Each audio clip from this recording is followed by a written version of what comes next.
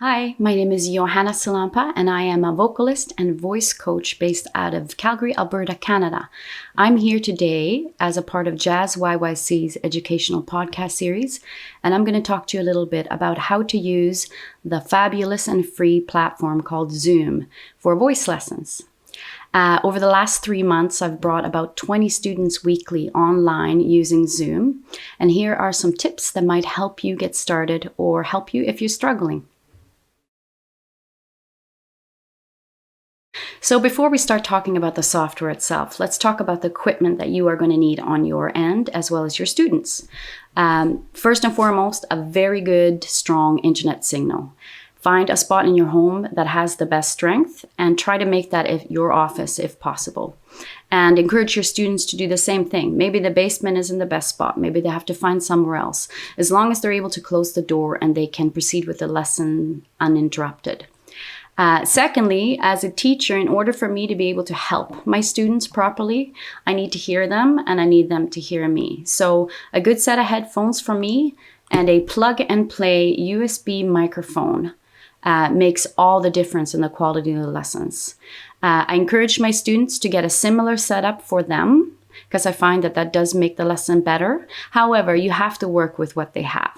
So sometimes newer laptops have excellent sound and it's not necessary to have a microphone or headphones. And in some cases, just earbuds with a little microphone on the cord will do, and it's better than nothing. At the end of the day, you just have to make it work with what they have, but the right equipment on both ends does certainly enhance the lesson experience.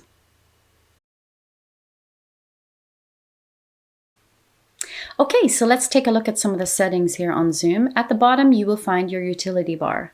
The first up is the mute button.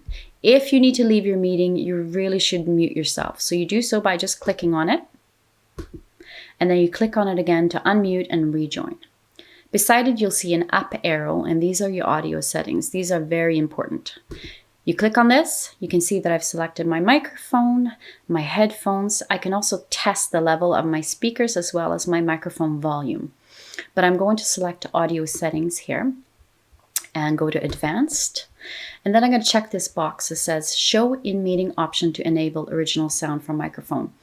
This is extremely important and a crucial part of running these voice lessons because what it allows us to do is bypass Zoom's audio enhancements and use the original sound of the microphone and the original sound of the room. And it allows for a way better audio flow between student and teacher.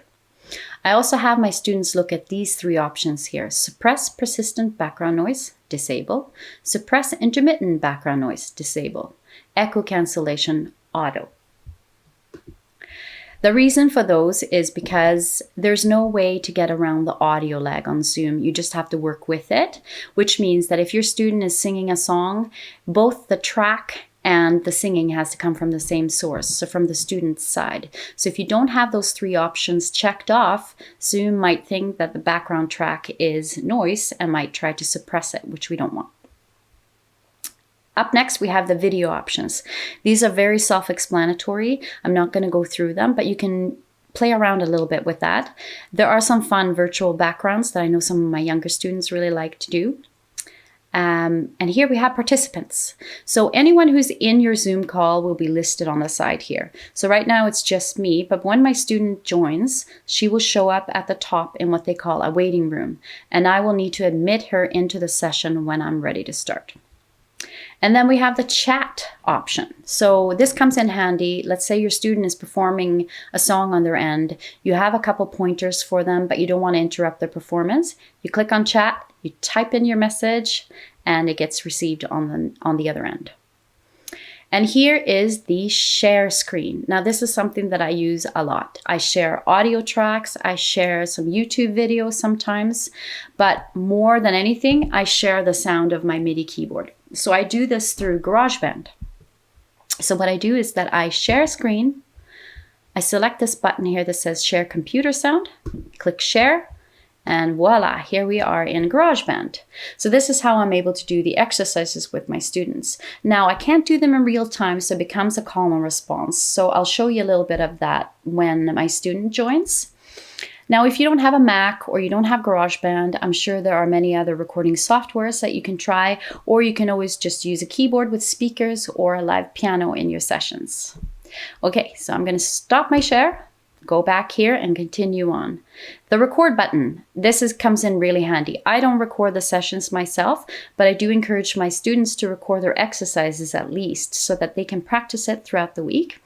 So in order for them to record, you have to allow it. So they select record, you have to go to their name on the side here, click the video icon, the drop-down menu, and go to allow recording.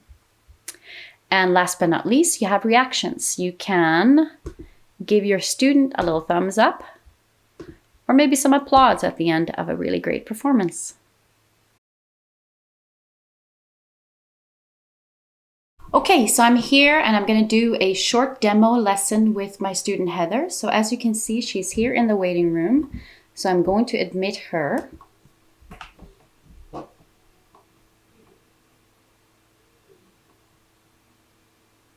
Hello. Hi, Heather. How are you? I'm good. How you doing? Thank you for joining us here today. No problem. I'm going to select gallery view so we can see both of us. Now, Heather is going to be kind enough to demo for us how we are doing the exercises using the share screen through GarageBand, and then how we go through our repertoire. So let's get to it. So I'm going to share my screen here. Select Share Computer Sound, click the button Share, and now I'm in GarageBand option, and make sure that both the output and input are set to Zoom audio device. All right, Heather, can you hear this? Yeah. Awesome. So we're just going to do a simple exercise.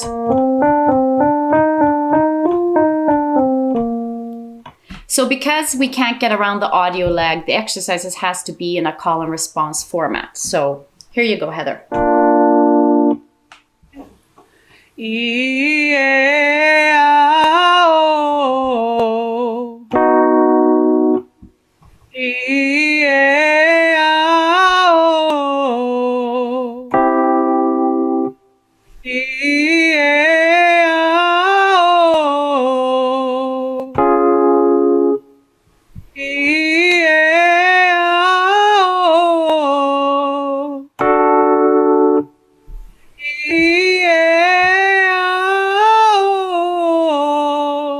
And just one more.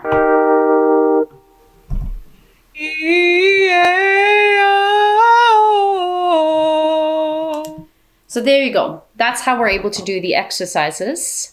I'm now going to stop the share and we're going to move on to repertoire.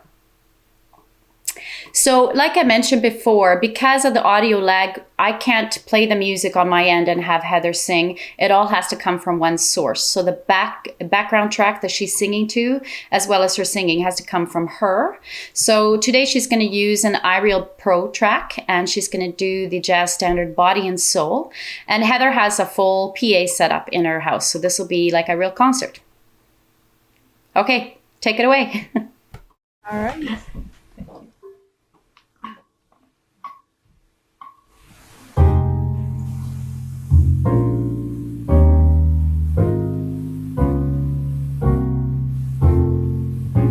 My heart is sad and lonely. For you I sigh, for you, dear, only. Why haven't you seen it? I'm all for you, body and soul. I spend my days in longing and wondering why it's me you're wronging. I tell you I mean it. I'm all for you, body and soul. Awesome. Thank you. So we're going to use our reactions to make her feel extra loved. We're going to give her a thumbs up and some applause. Awesome.